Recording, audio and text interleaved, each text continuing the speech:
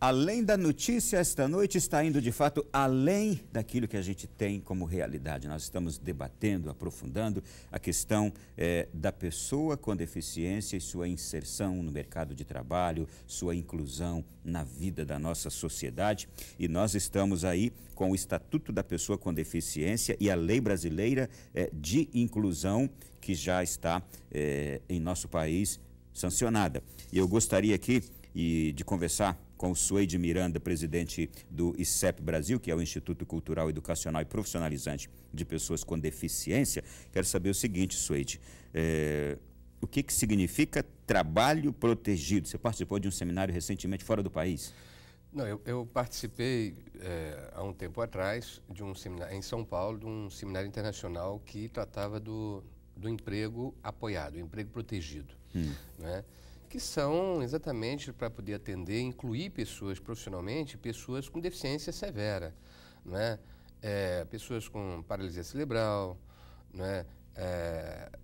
Síndrome de Down, ou seja, pessoas que têm condições, como eu disse antes, todas as pessoas têm condições de desenvolver alguma atividade. E a gente tocou nesse assunto porque eu perguntei para ele se existe no Brasil uma estimativa de pessoas com deficiência num grau altamente comprometedor e que não conseguem desenvolver atividade qualquer.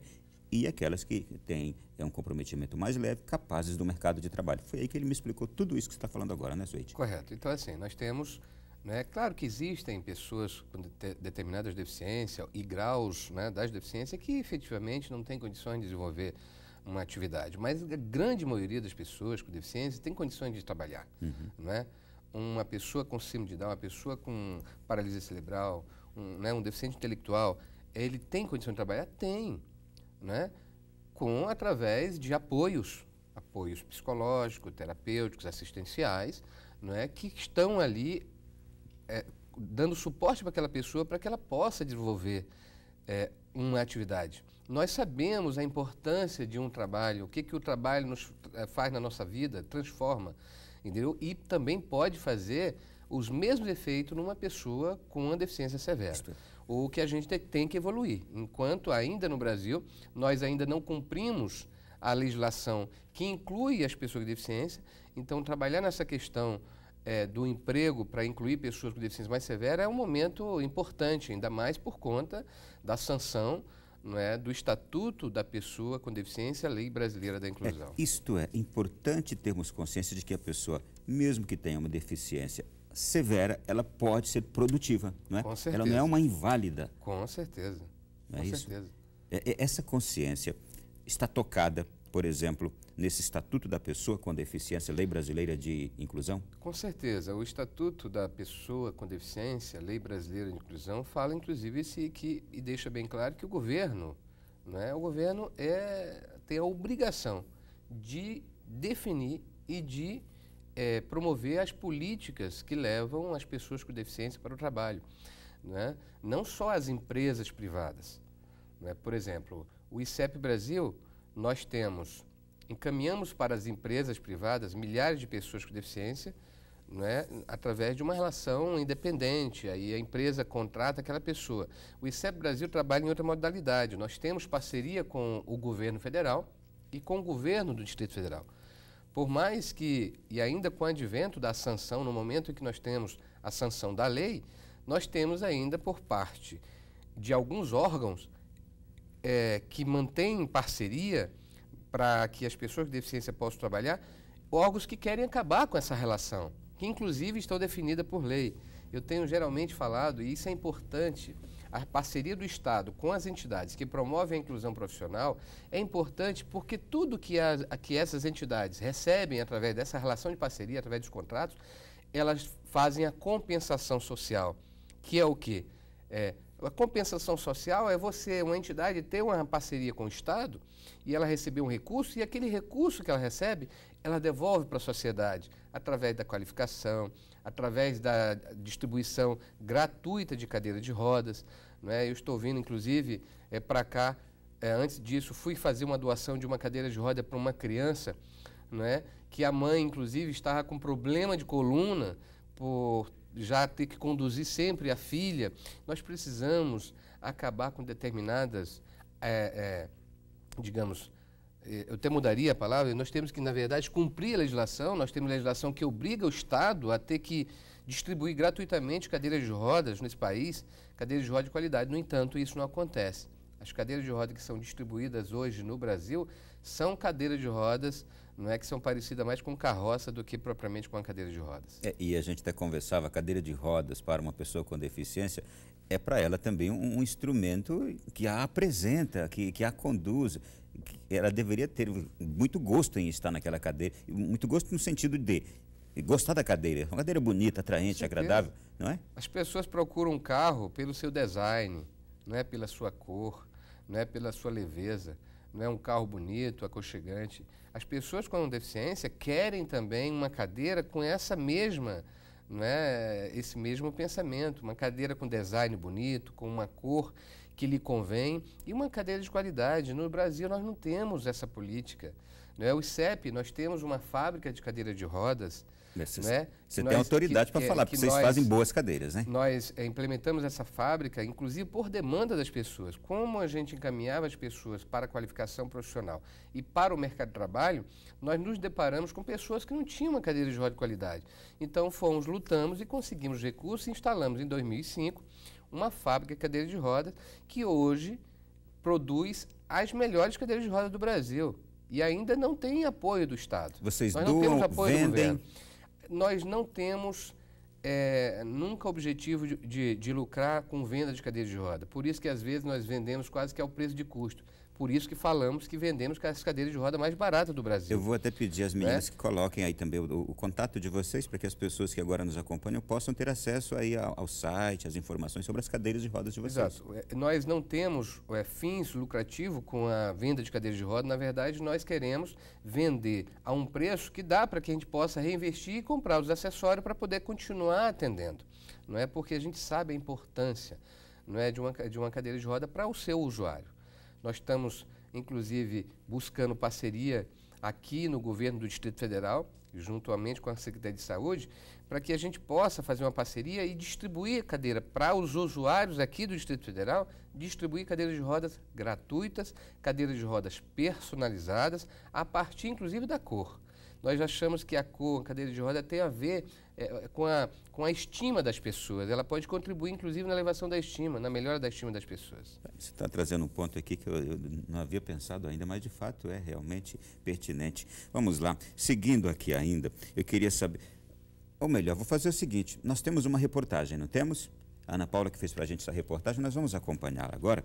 E, na sequência, a gente vai comentar, mas também ainda entrar em muitas outras questões.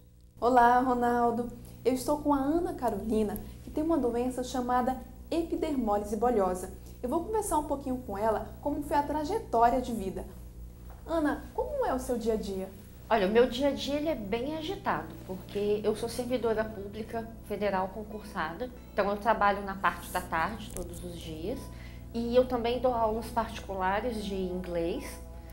E além disso eu sou dona de casa também, porque eu moro sozinha no meu apartamento, então também tenho que cuidar dos afazeres domésticos. Epidermólise bolhosa é uma doença genética, então as pessoas já nascem com ela, portanto ela não é uma doença contagiosa, assim como as outras doenças genéticas, ela não tem cura ainda, mas é uma doença bastante estudada no exterior.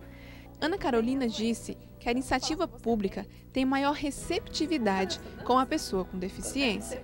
Para a maioria das pessoas com deficiência, o serviço público assim, é a porta que existe para a gente conseguir um bom emprego. Os meus colegas de faculdade que também são deficientes, todos eles estão no serviço público, porque é a oportunidade que existe.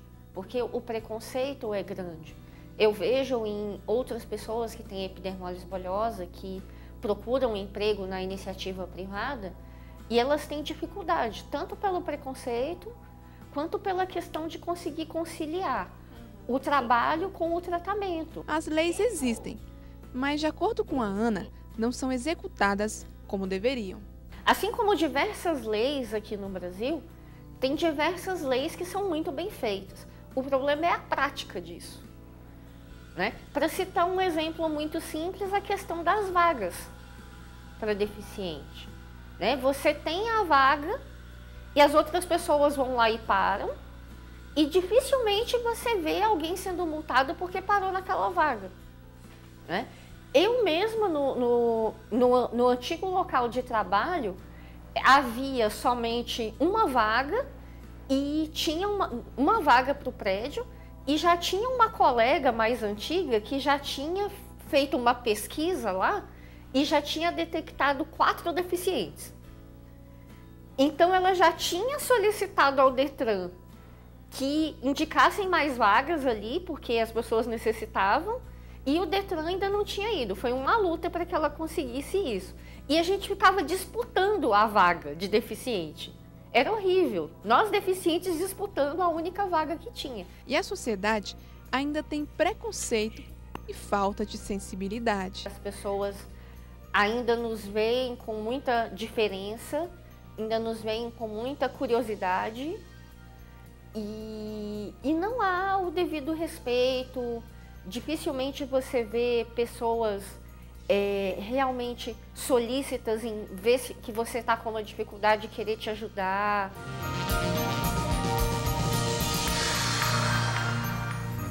Daí, olha, impressionante. Ela desenvolve 3 funções.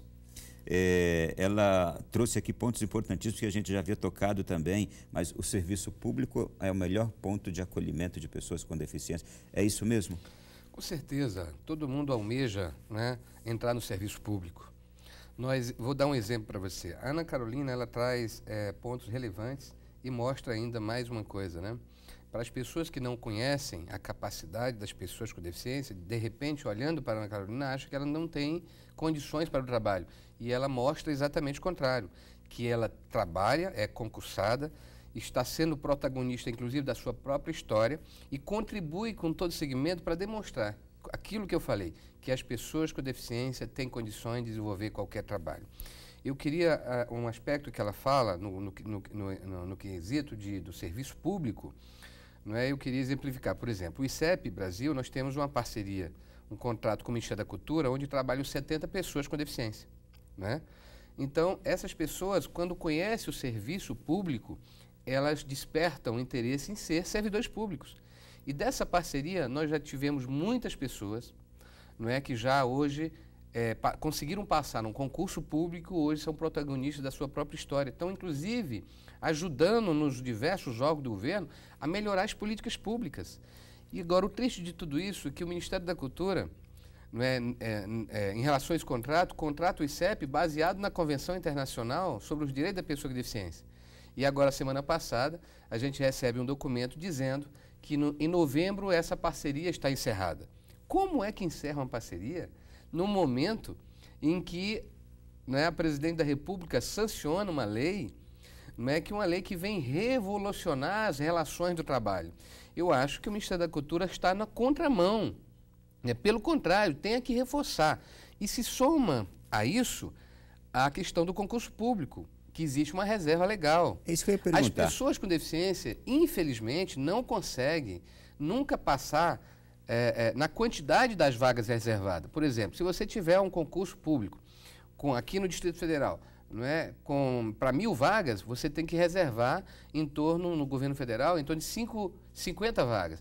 As pessoas com deficiência que se inscrevem para fazer o concurso, geralmente, todas elas não ocupam aquelas 50 vagas. Não ocupando as 50 vagas, termina que as vagas não ocupadas voltam para as pessoas não deficientes. Por que isso acontece? Infelizmente, pelo grau educacional que as pessoas com deficiência se encontram. Por isso que nós precisamos ter instrumentos de incentivar, e a própria lei da inclusão, o Estatuto da Pessoa com Deficiência, vem exatamente dizer que o governo é responsável e tem que, inclusive, promover, incentivar e fazer com que permaneçam as pessoas com deficiência que trabalham no governo.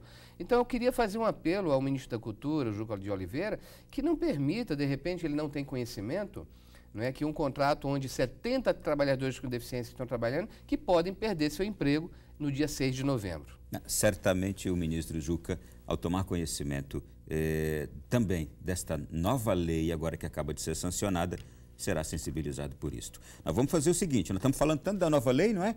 O próximo bloco nós vamos falar sobre o que diz a nova lei. a respeito do mercado de trabalho, educação, saúde, acessibilidade. O nome da lei é Estatuto da Pessoa com Deficiência, Lei Brasileira de Inclusão, que dias atrás foi sancionado pela presidente Dilma Rousseff e agora é pô-lo em prática. Já no próximo bloco a gente vai detalhá-lo.